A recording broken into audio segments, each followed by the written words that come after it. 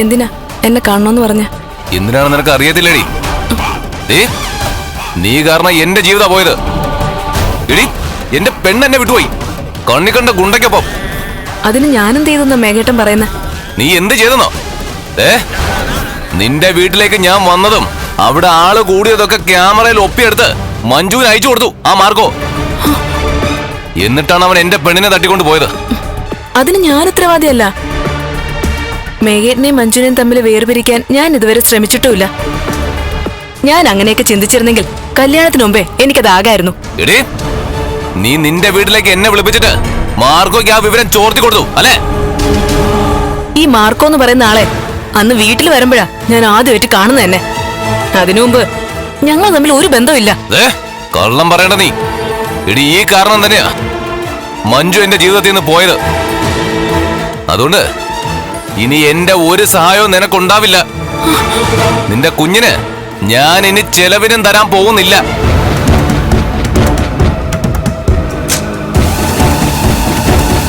അങ്ങനെ ഒഴിഞ്ഞു പോവാനൊന്നും പറ്റില്ല.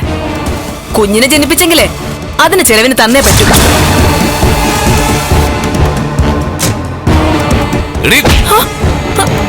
ആ കുഞ്ഞ് എന്റേതാണെന്നതിന് എന്തേലും ഉറപ്പുണ്ടോടി? ഇപ്പൊ അങ്ങനെയായോ കാര്യങ്ങള്? കുഴപ്പമില്ല, ഇത് പഴയ കാലമൊന്നുമല്ല.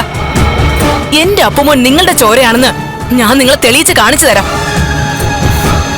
എന്റെ കുഞ്ഞിനെ ഒരച്ഛനേ ഉള്ളൂ.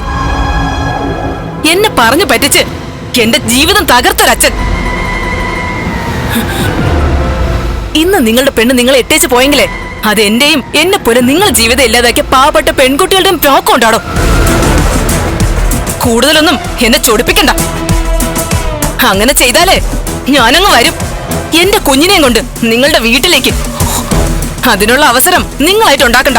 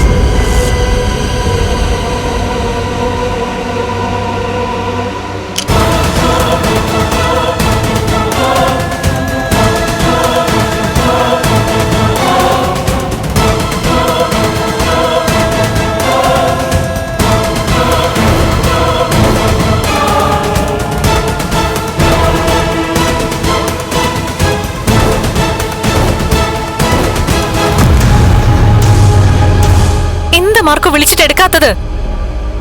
ഫോണിൽ കൂടി പറയുന്നതിലും നല്ലത് നേരിട്ട് വന്ന് പറയുന്നാന്ന് തോന്നി. എന്തായി?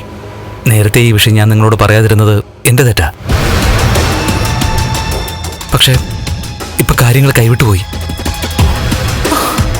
ഞാൻ കണ്ണ സാറിനെയും മഹാലക്ഷ്മിയും കാണാൻ വരുന്നെന്ന് അറിഞ്ഞതോടെ സാഗറിന് ടെൻഷനായി. ഉറപ്പായിട്ട് ഞാൻ തിരികെ എത്തുമ്പോൾ ആ ബന്ധത്തെ എതിർക്കുമെന്ന് സാഗറും മഞ്ജുവും ഭയന്നു. അതുകൊണ്ട് ഞാനവിടെ എത്തുന്നതിന് മുമ്പ് തന്നെ അവര് കല്യാണം രജിസ്റ്റർ ചെയ്തു.